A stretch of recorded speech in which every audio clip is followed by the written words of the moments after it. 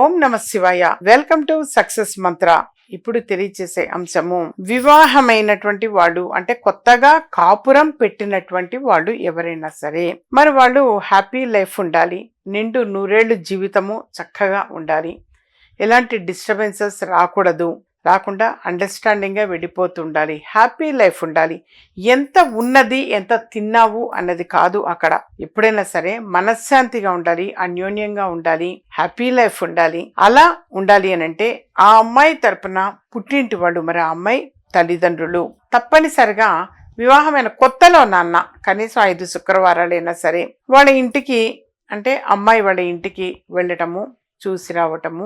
వెళ్ళేటప్పుడు తప్పనిసరిగా స్వీట్స్ అనేవి తీసుకుని వెళ్ళాలి. సహజంగా తీసుకెళ్తుంటారు, కానీ ఇది కూడా ఒక మంచి మాటల్లో భాగంగా తెలియచేస్తున్నాను, తీసుకెళ్ళటము.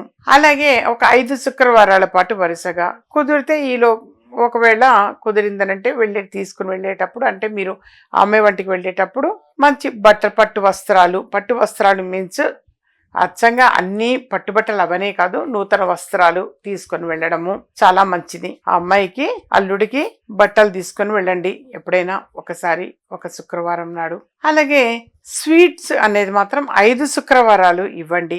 దగ్గరలో ఉన్నారు అనంటే, మరి దూర ప్రాంతాలు అయ్యేటైతే ఎప్పుడన్నా ఒకసారి ఒక శుక్రవారం అన్నా ఇచ్చిరండి. ఇవన్నిటిని కూడా దృష్టిలో పెట్టుకుని వెనకటిలో సారే పంపటము అని చెప్పేసి పిల్లని కాపురానికి పంపించేటప్పుడు అన్నీ కూడా ఇచ్చి పంపేవాళ్ళు. వీళ్ళు వెళ్ళి దింపి వచ్చేవాళ్ళు. వాస్తవంగా మరి పుట్టింటి వాళ్ళు అమ్మాయిని సారెతో సహా చక్కగా అక్కడ తీసుకువెళ్ళి దింపి వచ్చేవాళ్ళు. ఆ అత్తగారు వాళ్ళ ఇంట్లో దింపటం, ఆ అత్తగారు వాటన్నిటిని కాస్త 10 మందికి పంచిపెట్టడము, ఇవన్నీ కూడా ఉండేది. వెనకటి నుంచి కూడా ఇవన్నీ ఉండేటువంటి సాంప్రదాయాలే. అందుకని మన వాళ్ళు ఇంకా కూడా మరి అమ్మవారి దేవల్ల కొనసాగిస్తూనే ఉన్నారు.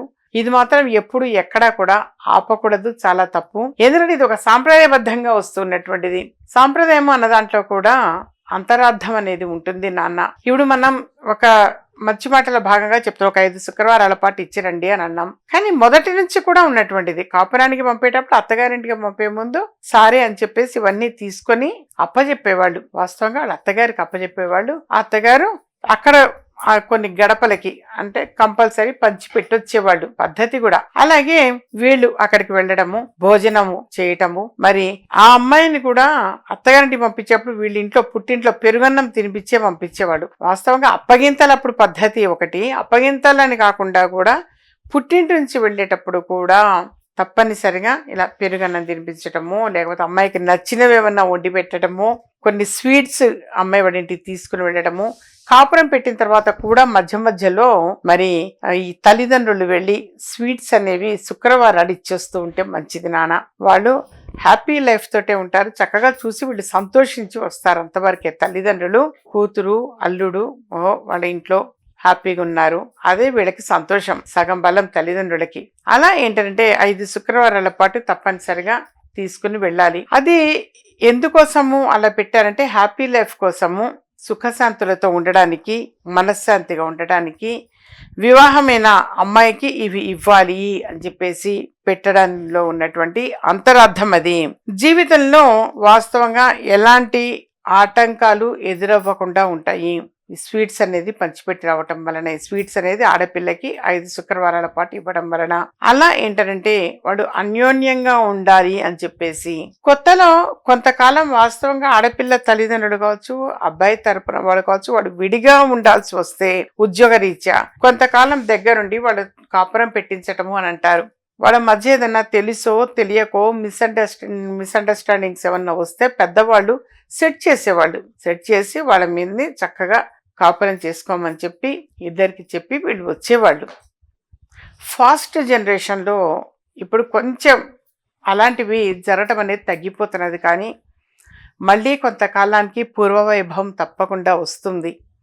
ఇది ఏదో తెలుసో తెలియకో ఈ మిడిసిపాట్లు కొంతకాలమే నాన్న. కొన్ని వింటూ ఉంటాం, టీవీలో కావచ్చు, వీటిలో మనసు కష్టం అనిపిస్తుంటుంది, వింటే చాలా బాధ అనిపిస్తూ ఉంటుంది. ఏది ఏమైనా దంపతులు ఇద్దరు కూడా అండర్స్టాండింగ్ ఇంపార్టెంట్ నాన్న. ఎప్పుడు క్విక్ డెసిషన్స్ దయచేసి ఏ విషయంలో కూడా తీసుకోవద్దు. ఓర్పు సహనము అనేది అవసరము. అందుకనే దంపతులు ఇద్దరూ కూడా కలిసి భోజనం చేయాలి, కలిసి టిఫిన్ చేయాలి, కలిసి డిన్నర్ చేయాలి. ఇలాంటివన్నీ కూడా మొదటి నుంచి కూడా పెట్టిన కారణం అది. ఒకళ్ళ కోసం ఒకళ్ళు ఎదురు చూస్తారు అని చెప్పి, వాడు వచ్చే వరకు కూడా వీళ్ళు మరొకరు ఎదురు చూస్తారు. ఎదురు చూసి ఇద్దరు కలిసి భోజనం చేస్తారు. వాస్తవంగా చాలా మంచిది నాన్న. ప్రేమలు అభిమానాలు పెరుగుతాయి దానివల్ల. అలా ఏంటంటే మరి ఇంతకీ టాపిక్ తల్లిదండ్రులు ఆడపిల్లల ఇంటికి, అంటే కొత్తగా వివాహమైనటువంటి వాళ్ళకి ఆడపిల్ల ఇంటికి, అంటే కూతురు అల్లుడు వాళ్ళ ఇంటికి 5 శుక్రవారాల పాటు స్వీట్స్ అనేవి తీసుకొని వెళ్ళండి. సరే, పట్టు వస్త్రాలు అంటారు, ఎప్పుడన్నా ఒకసారి తీసుకెళ్తారు సహజంగా. అలా వెళితే ఏంటంటే ఆ రూపేణా సరే వీళ్ళు వెళ్ళటము, గమనించటము, తీపి అనేటువంటిది తినిపించటం వలన అంతకు మునుపు ఏదైనా సరే తెలుసో తెలియకో మనస్పర్ధలు ఏమైనా వస్తే కాస్త తీపి అనేది తినడం వలన వాళ్ళలో అన్యోన్యత అనేది పెరుగుతుంది అన్న కాన్సెప్ట్ తోటే పెద్దవాళ్ళు ఇలాంటివన్నీ చెప్పారు నాన్న. ప్రతి ఒక్క పరిహారంలో కూడా ఒక అంతరార్థం అనేది ఉంటుంది. అది మనం అర్థం చేసుకొని ముందుకు వెళుతూ ఉండాలి. ఏది ఏమైనా సరే దయచేసి పిల్లలు ఎవరికైనా సరే, ఆడపిల్లలు కావచ్చు, మగ పిల్లలు కావచ్చు, వివాహమైన వాళ్ళందరికీ తెలియచేసేది ఒక అమ్మగా అండర్స్టాండింగ్ ఇంపార్టెంట్. ఒకళ్ళకొకళ్ళు అర్థం చేసుకుని జీవితం కొనసాగించండి నాన్న. తెంచుకుంటే తెగే బంధాలు కాదు ఇవన్నీ కూడా. ఒకసారి వివాహం జరిగింది అని అంటే మనం అంత గౌరవము అనేది ఇవ్వాలి. వాస్తవంగా వివాహ బంధానికి అంత గొప్పతనం ఉంది. దయచేసి ఎవరు కూడా క్విక్ డెసిషన్స్ ఏ విషయంలో కూడా తీసుకోవద్దమ్మా. మీకు అంతగా ఒకరికొకరికి పడట్లేదు అన్నప్పుడు కొంచెం గ్యాప్ తీసుకోండి, ఒక 2-3 రోజులు. మీకు ఆ కోపం ఆవేశం చల్లారుతుంది తప్పకుండా. కానీ ఎప్పుడూ కూడా గడప దాటద్దు. దయచేసి ఎప్పుడు కూడా ఎవరు కూడా గడప దాటి బయటకు వెళ్ళిపోయి నీ దారి నువ్వు చూసుకో, నా దారి నేను చూసుకుంటాను, వీడిపోటాలు చాలా తప్పు నాన్న. ఒకసారి పెద్దవాళ్ళు వివాహం చేశారు అంటే వివాహానికి ఇంతకు ముందు పని కంటే కూడా ఇప్పుడు ఇంకా కాస్త వాడిద్దరిని మాట్లాడుకొని ఇస్తున్నారు. వివాహానికి ముందు మాకు 30-35 సంవత్సరాల క్రితం అలా ఏం లేదు. ఇంట్లో పెద్దవాళ్ళు చూశారు అంటే డైరెక్ట్ ఫలానా రోజు నిశ్చయతాంబూలాలు అని చెప్పేసి ఆ రోజు చూడటమే తప్ప మళ్ళీ ఒక పెళ్లి చూపులో వీళ్ళు మాట్లాడుకోవటం అలా కూడా కొంతమందికి ఉండేది కాదు. కొంతమందికి మాత్రమే ఇలా పెళ్లి చూపులు అనేది ఉంటాయి.